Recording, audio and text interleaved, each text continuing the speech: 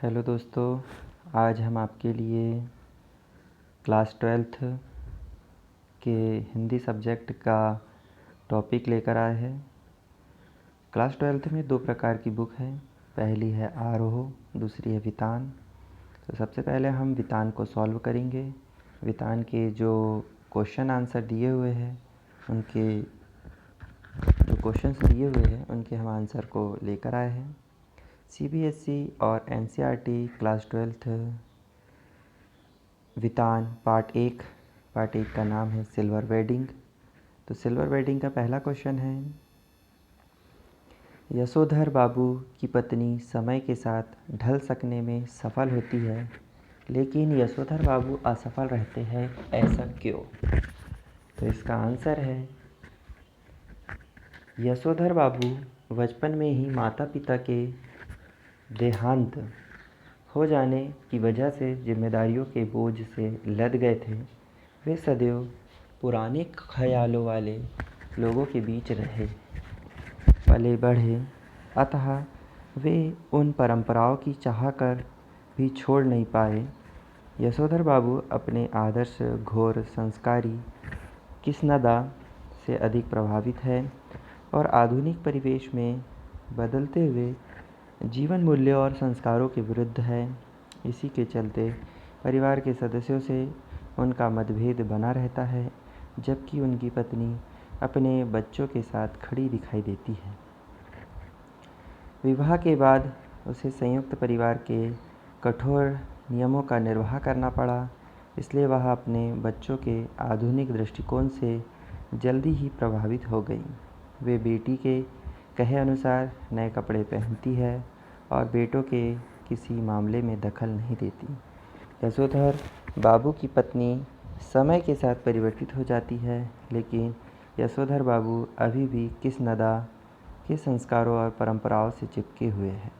वे बदलते समय को समझते तो है, किंतु पूरे मन से स्वीकार न कर पाने के कारण असफल रहते हैं। इस प्रकार प्रश्न नंबर पहले का आंसर होता है। नेक्स्ट क्वेश्चन है, पाठ में जो हुआ होगा वाक्य की आप कितनी अर्थ छवियाँ खोज सकते हैं या सकती है? इसका आंसर है, जो हुआ होगा वाक्य पाठ में पहली बार तब आता है जब यशोधर बाबू कृष्णदा के जाति भाई से उनकी मृत्यु का कारण पूछते हैं। उत्तर में उन्होंने कहा, जो हुआ होगा, यानी पता नहीं। फिर यशोधर बाबू यही विचार करते हैं कि जिनके बाल बच्चे ही नहीं होते, वे व्यक्ति अकेलेपन के कारण स्वस्थ दिखने के बावजूद बीमार से हो जाते हैं और एकाकीपन से उनकी मृत्यु हो जाती है। यह भी कारण हो सकता है कि उन्हें उनकी बिरादरी से घोर उपेक्षा उदासीनता मिली, इस कारण वे दुख से सूख कर मर गए हो। कृष्णदा की मृत्यु के सही कारणों का पता नहीं चल सका।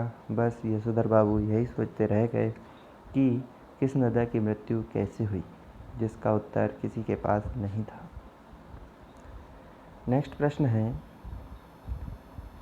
समहाउ इम्प्रॉपर वाक्यांश का प्रयोग यशोधर बाबू लगभग हर वाक्यांश के प्रारंभ में तकिया कलाम की तरह करते हैं।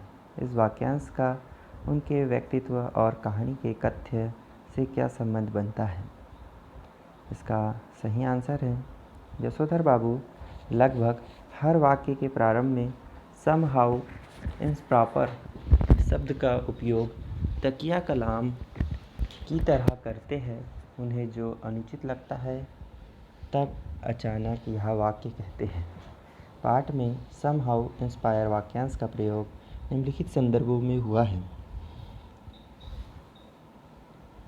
साधारण पुत्र को असाधारण वेतन मिलने पर, स्कूटर की सवारी पर, दफ्तर में सिल्वर वेडिंग पर, DDA फ्लैट का पैसा न भरने पर, खुशहाली में रिश्तेदारों की उपेक्षा करने पर, छोटे साले के ओछेपन पर, केक काटने की विदेशी परंपरा पर आदि। इन संदर्भों से यह स्पष्ट हो जाता है कि यशोधरा बाबू सिद्धांतवादी है। यशोधर बाबू आधुनिक परिवेश में बदलते हुए जीवन मूल्यों और संस्कारों के विरुद्ध है। वे उन्हें अपनाना नहीं चाहते। इसी आदत के कारण अक्सर परिवार से उनका मनमुटाव बना रहता है और असहजता एवं अस्वाभाविक स्थिति में यह वाक्यांश उनके मुंह से निकल पड़ता है। नेक्स्ट क्वेश्चन है, यशोधर बाबू की कहानी को दिशा देने में किस नदा की महत्वपूर्ण भूमिका रही है? आपके जीवन को दिशा देने में किसका महत्वपूर्ण योगदान रहा और कैसे? इसका उत्तर है, यशोधर बाबू की कहानी को दिशा देने में किस नदा की महत्वपूर्ण भूमिका रही है? मेरे जीवन की दिशा देने में मेरी बड़ी बहन की महत्वपूर्ण भूमिका रही है। वे पढ़ाई लिखाई, खेल कूद सभी में हमेशा आगे रहती थी।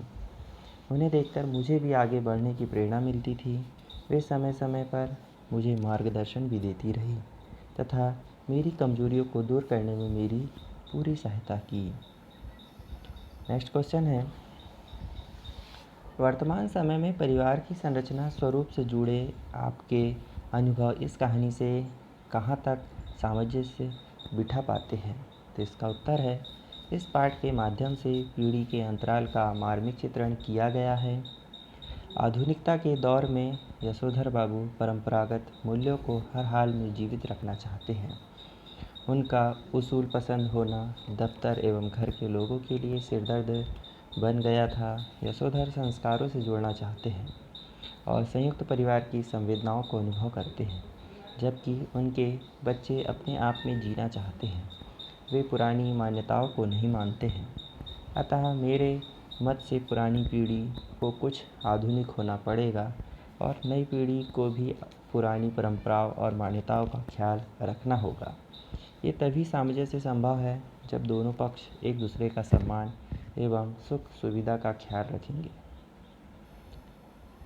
नेक्स्ट क्वेश्चन है, निम्नलिखित में से किसे आप कहानी की मूल संवेदना कहेंगे और क्यों कहेंगे? तो पहला नंबर है, हाशिए पर धकेले जाते मानवीय मूल्य, पीढ़ी का अंतराल, पाश्चात्य संस्कृति का प्रभाव। तो इसका सही आंसर है कि इस कहानी की जो मूल संवेदना है वो है पीढ़ी का अंतराल। तो पीढ़ी का अंतराल क्यों कहा गया है, इसके बारे में लेखक ने बताया है। आधुनिकता के दौर में यशोधर बाबू परंपरागत मूल्यों को हर हाल में जीवित रखना चाहते हैं। उनका उसूल पसंद होना दफ्तर एवं घर के लोगों के लिए सिरदर्द बन गया था। यशोधर संस्कारों से जुड़ना चाहते हैं और संयुक्त परिवार की संवेदनाओं को अनुभव करते हैं, जबकि उनके बच्चे अपने आप में जीना चाहते हैं। उन्हें पिता का पुराना रवैया अपनी बेइज्जती लगता है। यशोधर भी नए चलन को स्वीकार नहीं करते और नई पुरानी पीढ़ी का यह द्वंद्व चलता रहता है। सांस्कृतिक सामाजिक संरक्षण के लिए स्वस्थ परंपराओं की सुरक्षा आवश्यक है, किंतु बदलते समय और परिवेश में इनकी उपेक्षा नहीं की जानी चाहिए। अतः मेरे मत से पुरानी पीढ़ी को थोड़ा आधुनिक होना पड़ेगा और नई पीढ़ी को पुरानी मगर स्वस्थ परंपराओं और मान्यताओं का ख्याल रखना होगा, तभी सामंजस्य संभव है। नेक्स्ट प्रश्न है, अपने घर और विद्यालय के आसपास हो रहे उन बदलावों के बारे में लिखें जो सुविधाजनक और आधुनिक होते हुए भी बुजुर्गों को अच्छे नहीं लगते। अच्छा न लगने के क्या कारण होंगे? तो इसका आंसर है, हमारे घर व विद्यालय के आसपास निम्नलिखित बदलाव हो रहे हैं जिन्हें बुजुर्ग पसंद नहीं करते। पहला है, घर से विद्यालय जाने के लिए साइकिल एवं मोटर का इस्तेमाल करना, लड़कियां लड़कों का एक साथ पढ़ना और मिलना जुलना, युवा लड़कों और लड़कियों द्वारा अंग प्रदर्शन करना, देर रात तक पार्टियां करना, दिन भर कंप्यूटर इंटरनेट एवं मोबाइल का इस्तेमाल करना। बुजुर्गों को यह सब अच्छा नहीं लगता क्योंकि जब वे युवा थे उस समय संचार के साधनों की कमी थी। संयुक्त पारिवारिक पृष्ठभूमि के कारण वे युवा अवस्था में अपनी भावनाओं को काबू में रखते थे और अधिक जिम्मेदार होते थे। आधुनिक परिवेश के युवा बूढ़ों को साथ बहुत कम समय व्यतीत करते हैं, इसलिए सोच एवं दृष्टिकोण में अधिक अंतर आ गया है। युवा पीढ़ी की यह नई सोच बुजुर्गों को अच्छी नहीं लगती है। नेक्स्ट प्रश्न है, यशोधर बाबू के बारे में आपकी क्या धारणा बनती है? दिए गए 3 तथ्यों के आधार पर आप बताइए। पहला है, यशोधर बाबू के विचार पूरी तरह से पुराने हैं और वे सहानुभूति के पात्र नहीं हैं। दूसरा है, यशोधर बाबू में एक तरह का द्वंद्व है, जिसके कारण नया उन्हें कभी कभी खींचता तो है पर पुराना छोड़ता नहीं, इसलिए उन्हें सहानुभूति के साथ देखने की ज़रूरत है। यशोधर बाबू एक आदर्श व्यक्ति है और नई पीढ़ी द्वारा उनके विचारों का अपनापन ही उचित है। तो इसका उत्तर है, यशोधर बाबू में एक तरह का द्वंद्व है, ख नंबर का, जिसके कारण नया उन्हें कभी कभी खींचता है तो है पर पुराना छोड़ता नहीं है, इसलिए उन्हें सहानुभूति के साथ देखने की ज़रूरत है। यशोधर बाबू जैसे लोग साधारणतया किसी न किसी से प्रभावित होते हैं। जैसे यशोधर बाबू किशन द से प्रभावित हैं। ये परंपरागत ढर्ने पर चलना पसंद करते हैं तथा बदलाव पसंद नहीं करते, अतः समय के साथ ढलने में असफल होते हैं। मेरे दादाजी भी पुराने विचारों से प्रभावित हैं, उन्हें भी नई चीज़ अपनाने में तकलीफ़ होती है, इस कारण वे हमसे दुखी रहते हैं और हमें भी दुख होता है, इसलिए मैं उनसे अनुनय विनय करके धीरे धीरे उनकी आवश्यकताओं से परिचित कराना चाहता हूँ ताकि वे भी लाभान्वित हो सकें।